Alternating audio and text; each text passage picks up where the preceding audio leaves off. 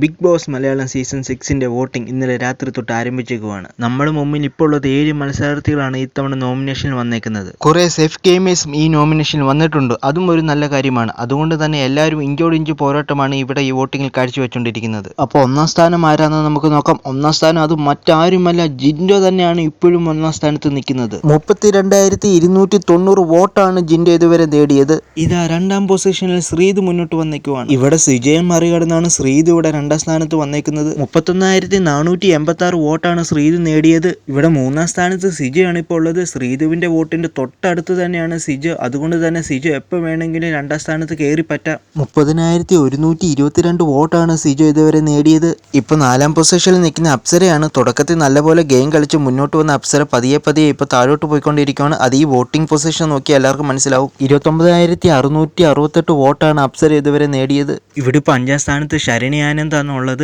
28,744 വോട്ടാണ് ശരണ നേടിയത്. ഇവിടെ ഇപ്പോൾ ആറാം പൊസിഷനിൽ നിൽക്കുന്നത് നന്ദനയാണ്. 27,560 വോട്ടാണ് നന്ദനയ്ക്ക് നേടിയത്. ഏറ്റവും അവസാനം അതായത് ഏഴാം സ്ഥാനത്ത് ഇപ്പോൾ നിൽക്കുന്നത് ശ്രീരേഖയാണ്. 26,449 വോട്ടുമായി ശ്രീരേഖ ഇപ്പോൾ ഏറ്റവും പുറകിനാണ് നിൽക്കുന്നത്. ഈ ആഴ്ച പുറത്തു പോകാൻ സാധ്യതയുള്ള മത്സരാർത്ഥിയാണ് ശ്രീരേഖ. നമുക്ക് എന്തായാലും ഒന്നും മുൻകൂട്ടി പറയാൻ പറ്റത്തില്ല, ആര് വേണേലും പുറത്തു പോകാം. എന്തായാലും ഈ ആഴ്ച പുറത്തു പോകാൻ നിങ്ങൾ ആഗ്രഹിക്കുന്ന മത്സരാർത്ഥിയുടെ പേര് താഴെ കമന്റ് ചെയ്യുക.